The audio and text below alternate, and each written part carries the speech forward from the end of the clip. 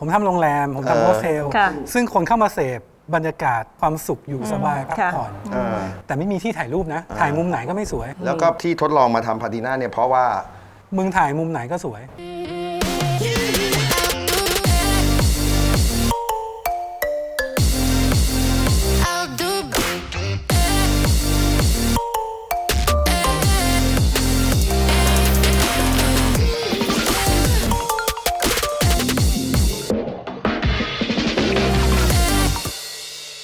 สวัสดีค่ะเจ๊ปูอีกแล้วแต่วันนี้ไม่มีพี่ก้อยเรามีพี่กั๊กมาแทนนะคะพี่กั๊กค่ะสวัสดีครับผมกั๊กนะครับเรียกสั้นๆครับกั๊กแทนก้อยกั๊กแทนก้อยพี่กั๊กรู้ไหมวันนี้เนี่ยเรามาอยู่ย่านเนี้ยเขาเรียกว่าใช่ตึกเก่ามีความคลาสสิกแล้วก็ลึกลับนิดนึงไอเรื่องลึกๆลับๆเนี่ยผมถนัดมากนะจะพาผมไปที่ไหนเอาคุณบ้ามาพาทีน่ารู้จักไหมคะเคยมาตึกโคตรเก่านะตึกเก่ามากนะครับคุณผู้ชมคือได้ยินมาว่าประมาณแบบว่าต้องมี100 ปีอัพจะ200หรือเปล่าอันนี้ผมไม่แน่ใจเอาจริงๆนะเชฟนำผมไม่ได้เลยเพราะว่าวันตอนที่ผมมาตอนนั้นสติก็ไม่ค่อยดีมากเท่าไหร่แต่ตอนนี้ถ้าจะไปตอนนี้สติกำลังดีก็สามารถคุยกับเขาได้เดี๋ยวลองตามไปดูกันนะครับว่าเขาเป็นยังไงแต่ตึกรับรองตึกสวยรับรองเทปนี้ไม่เสียเวลาดูแน่นอนไปดูกันครับไปเลยค่ะ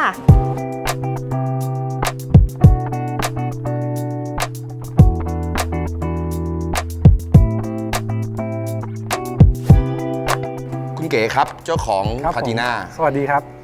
คุณเก๋ครับผมมีคำถามค้างคาใจมากครับตึกเนี้ยมันเก่ามากผมผ่านบ่อยมากผมอยากรู้อายุจริงๆของมันจริงๆอ่ะคุณเก๋ว่าอายุประมาณเท่าไหร่นะผมว่าน่าจะแถว200 ปีครับ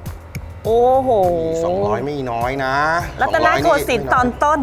ใช่น่าจะประมาณนั้นฮะเนาะแล้วทำไมคุณเก๋ถึงได้เลือกที่นี่มาทำเป็นคาเฟ่อะครับผมว่าผมไม่ได้เลือก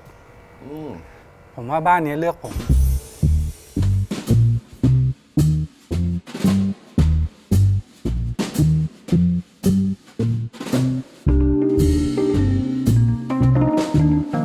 คือเมื่อสักประมาณ 5-6 ปีที่แล้วเนี่ยบ้านนี้ประกาศขายปกติผมทำธุรกิจโรงแรมผมก็วิ่งเข้ามาดูว่าเฮ้ยโหเจ๋งว่ะชอบมากเลยพอมาดูเสร็จปุ๊บปั๊บอ๋อทำไม่ได้คือด้วยพื้นที่ที่มีด้วยสิ่งที่เราควรจะรักษาไว้เนี่ยมันไม่ตอบโจทย์การทำโรงแรมผมก็ถอยออกไปผ่านไปประมาณไม่เกินครึ่งปีเพื่อนผมถือแบบมาพอเปิดแบบปุ๊บเฮ้ยนี่มันบ้านนี้นี่หว่าซื้อไปแล้วเหรอไอ้เพื่อนผมก็พยักหน้าผมก็บอกไปว่ามึงบ้าแล้วห้ามทำโรงแรมแต่เขาซื้อจะทำโรงแรมเขาซื้อจะทำโรงแรมผมว่าห้ามทำโรงแรมเขาก็ปิดบ้านไว้ไม่ได้ทำอะไรมากแล้วก็ประกาศให้เช่าโควิดมาปุ๊บเดินถือแบบมาอีกที่หนึ่งอีกไซต์นี้ที่เพชรบุรีแล้วก็ให้คำแนะนำไป2ก็นั่งทำกันอยู่ 2-3 วันบ้านหลังนี้มันก็แวบขึ้นมาคือมันเหมือนมันกลับมาหาเรามันก็แวบขึ้นมาเฮ้ยบ้านนี้ยังอยู่ว่ะอยู่แกจะทำอะไรไม่รู้ว่ะยืมหน่อยดิเขาอึ้งไปประมาณ3 วิเขาก็บอกว่าพรุ่งนี้ไปเอากุญแจที่บ้านเขาโอ้โหแต่ตอนนั้นรู้หรือยังว่าเราจะทำอะไรกับที่นี่ไม่รู้อ่ะพาทีน่าเนี่ยมันเกิดจากความเหงาคนดูอาจจะยังไม่ทราบว่าคุณเก๋เขาเหงามาจากอะไรนะครับจริงๆคุณเก๋เป็นคนทำอาชีพอะไรก่อนอย่างนี้ด้วยโรงแรมกับโฮสเทลมี2 ที่แล้วพอโควิดมาปุ๊บโอ้ทุกอย่างจาก100มันกลายเป็น0ครับเคยดูแลแขกเคยดูแลคนเยอะๆนะครับแล้ววันหนึ่งมันเหลือ0ไม่ได้มีอะไรมากไปกว่านั้นก็คือเหงาเราก็มีไลน์กลุ่มของเพื่อนโรงแรมเนอะในเขตพระนครผมก็ไลน์ไปว่าเฮ้ยมีโปรเจกต์นี้ใครสนใจแก้เหงาก็มีน้องอีก2 คนตอบกลับมาว่าผมเอาด้วยก็โอเคมาก็เลยกลายเป็นพาติน่าครับพอจะอธิบายได้ไหมคะว่าประวัติของบ้านหลังนี้เป็นมาอย่างไรบ้านหลังนี้เปลี่ยนมาประมาณ3-4-5 เจ้าของนะครับเราย้อนกลับไปดูในโฉนดนู่นนี่นั่นก็เป็นตระกูลนั้นตระกูลนี้ตระกูลนู้นซึ่งไม่ค่อยอยากจะเอ่ยนามของท่านทั้งหลายแหล่นะครับก็เปลี่ยนมือมาสุดท้ายล่าสุดที่เคลียร์ชัดๆก็คือโรงงานซีอิ๊วพูดอย่างเงี้ยอยากรู้ว่าข้างในเป็นยังไงจุดเด่นมันเป็นยังไงบ้างของที่คุณเก๋พาได้ครับขอเชิญเข้าไปข้างในครับพาทัวร์ไปชมกันเลยค่ะ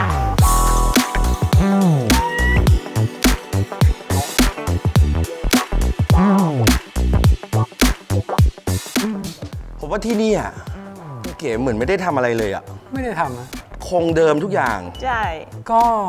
เราแกะเอาของที่ไม่ใช่ออกไป อืม ของที่ไม่ใช่คือหมายว่าของผิดรุ่นผิดสมัย ของผิดยุค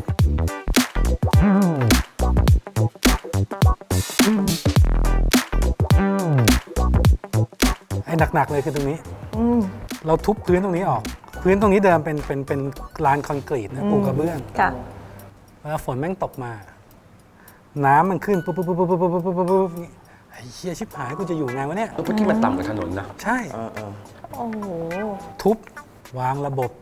เดรนน้ำติดปั๊มออโต้ ให้มันเดรนออกไปที่ท่อระบายน้ำข้างนอก ใช่ โดยเราไม่เห็นรางน้ำด้วย โอ้โห สถาปนิกอะก็ประมาณเนี้ย เป็นความ เน้นระบบ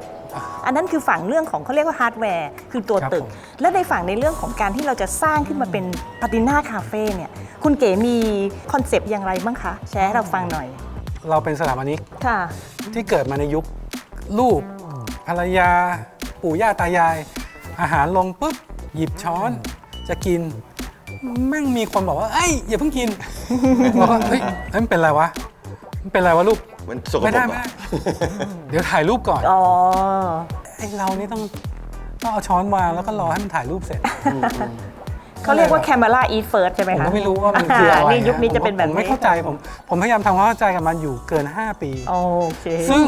ผมทำโรงแรม ผมทำโฮสเทล ค่ะ ซึ่งคนเข้ามาเสพบรรยากาศสเปซที่เราทำให้ พั มั ก น ผ่อน มีความสุขอยู่สบายพัก ค่ะ ผ่อน เออ แต่ไม่มีที่ถ่ายรูปนะ ถ่ายมุมไหนก็ไม่สวย แล้วก็ที่ทดลองมาทำพาติน่าเนี่ยเพราะว่า มึงถ่ายมุมไหนก็สวย นี่ นี่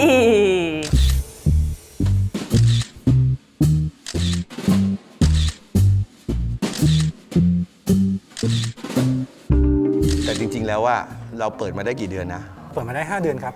5 เดือนในช่วงโควิด เปิดนี่หลัง มีแต่คนว่าผมบ้า แต่ว่าอย่าไปซีเรียสฮะมันแค่เหงา คือผมมีเป้าหมายในการแก้เหงาว่าเฮ้ยมันไม่ใช่เรื่องแก้เหงาแบบโง่ๆเซ่อๆไงมันแก้เหงาแบบเฮ้ยกูข้องใจมากเลยว่าทำไมกูต้องรอให้ลูกกูถ่ายรูปเสร็จก่อนแล้วกูค่อยกิน ก็โอเค เราลองไปทำความเข้าใจกับเขา แล้วเราก็เจอคนพวกนี้เยอะมาก เราก็ต้องไปกับเขาให้ได้ งั้นเดี๋ยวไปดูมุมอื่นดีกว่า ได้ครับ เบื่อ เชิญ มุม ครับ นี้แล้วได้ครับไปครับ เย่ค่ะ ไปค่ะ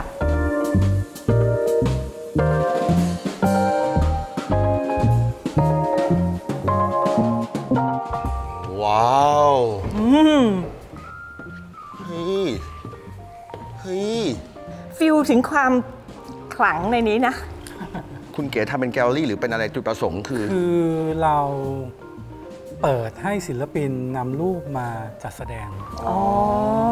โดยที่ไม่ได้คิดค่าใช้จ่ายนะ เพราะว่าก็เราก็ชอบงานพวกนี้อยู่แล้ว ครับ นะครับ แล้วก็เราก็คัดเลือกมาใครมีอะไรมาเอามาให้ดูหน่อยจัดแสดงไปขายได้ก็แบ่งมานิดหน่อยขายไม่ได้ก็แล้วไปอะไรประมาณนี้ฮะ คุณเก๋ช่องนี้มีไว้ทำอะไรคะ มันใช้แทนกล้องวงจรปิดสมัย อ๋อ นู้นฮะ ไม่อันนี้ของคู่บ้านเหรอฮะ คู่ มี บ้านครับ มา คู่บ้าน ดั้งเดิมเลยเหรอคะ อัน ใช่ เนี้ย ครับใช่ครับ แปลกว่ะ เปิดได้ ค่ะ หย่อนตะกร้าส่งของได้เก็บเงินขึ้นมาได้ น่าจะเป็นฟิลนั้นเนาะคือหมายว่าข้างบนเนี่ยเหมือนเป็นโกดังเก็บของ แล้วก็มีอะไรก็มีคนส่งของแล้วลื้อออกมาผมยังพอจำได้อยู่ฟิลนั้นอ่ะ เท่าแก่อยู่ตรงนี้ใครมาบ้างวะ อ๋อ เก็บเงินได้ก็เอาตะกร้าขึ้นมา ใช่แม่งเหมาะมากอะคำว่ากล้องกินก่อนคนเหมาะกับร้านนี้มาก คือมันมีจุดให้กล้องกินเยอะมากกว่าเนาะ จริง แบบ ค่ะ เห็นเป็นเนี่ยอดไม่ได้อะถึงจะไม่ใช่คนแบบนั้นเห็นก็ต้องถ่ายอะ พื้นที่ตรงเนี้ยมันมีค่า เพราะมันหายากจริง ๆ ไม่มี ส่ว จ น ริง อาหารเครื่องดื่ม จริงๆตัวผมนะ ๆ ค่ะ เป็นเรื่องรอง อ๋อค่ะ แต่ว่าผมโคตรตั้งใจเลย ตั้งใจเรื่องอาหารเรื่องเครื่องดื่ม ใช่ งั้นไปดูเลยไหมลงไป ได้ ข้างล่างเลยชิม ได้ เครื่องดื่มชิมอะไรกันก่อนเลยดีกว่า ได้ ว่าเป็นยังไง ดี เพราะ ค่ะ แต่ก่อนเราคุณเก๋ลงไปก่อนผมจะเดินดูของผมไปเรื่อย ได้ ๆ ครับ แป๊บ เชิ เดียว ญ ผมตามไปเจอ ครับ นู้นแล้วกัน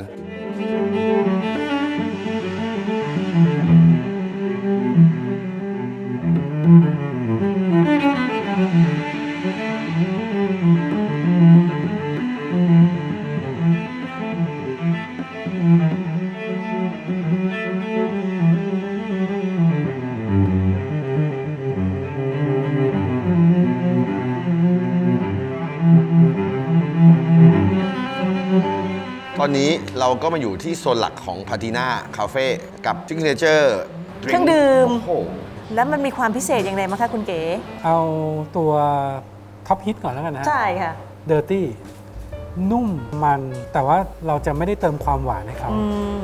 เขาจะได้รับรสของกาแฟกับความมันของวัตถุดิบที่เราเลือกคัดสรรมาให้เป็นพิเศษ